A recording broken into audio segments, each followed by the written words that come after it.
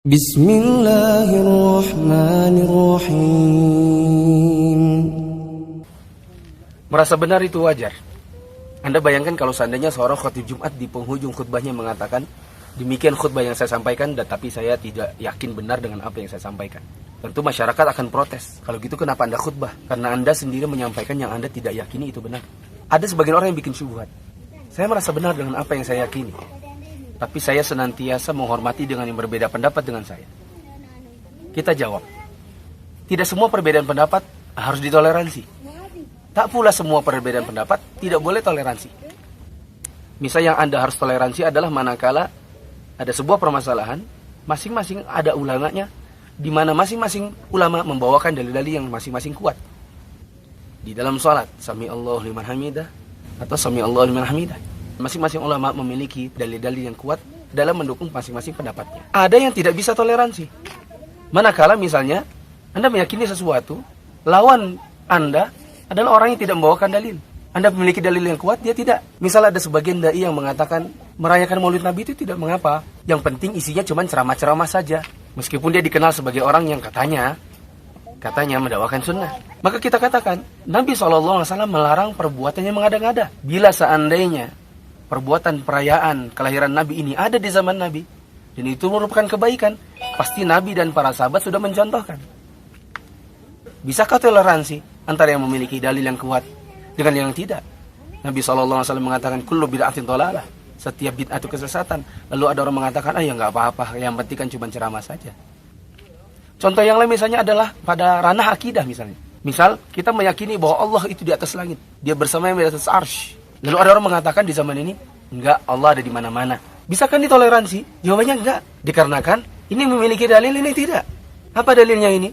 Yang mengatakan bahwa Allah di langit.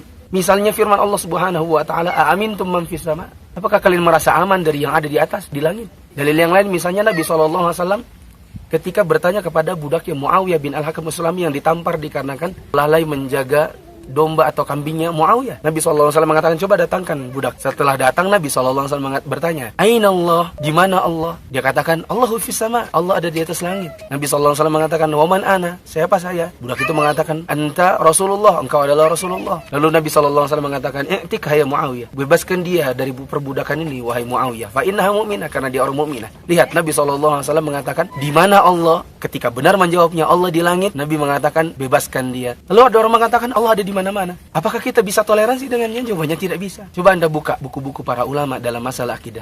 Senantiasa dibahas tentang permasalahan di mana Allah untuk membedakan antara yang lurus dan yang menyimpang. Kalau mereka mengatakan, tapi kan Allah mengatakan wa huwa ma'akum aina ma kuntum, dan dia Allah berada dimanapun di mana kalian berada, sehingga Allah ada di mana-mana. Maka kita jawab, dan Anda lihat matahari. Matahari yang saya lihat sekarang, matahari pula yang dilihat oleh orang-orang yang ada di dekat Ka'bah. Matahari ini pula yang dilihat orang-orang Palestina. Satu, dan dimanapun kita berada, dia bersama kita. Ada orang di zaman ini suka ke kuburan, minta-minta di sana, berdoa di sana. Bisakah kita mengatakan kita saling bertoleransi, kita bersatu ya? Padahal kita tahu bahwa itu adalah kesyirikan. Anda letakkan di mana hak Allah hanya demi persatuan semua. Ingat Allah Subhanahu wa taala mengatakan, tahsabuhum jami'an wa qulubuhum syatta. Kalian kira mereka bersatu, padahal mereka berpecah belah. Tidak ada persatuan kecuali dengan persatuan di atas kebenaran. Toleransi harus ada bila Anda sama-sama memiliki dalil yang kuat, didukung oleh pendapat para ulama.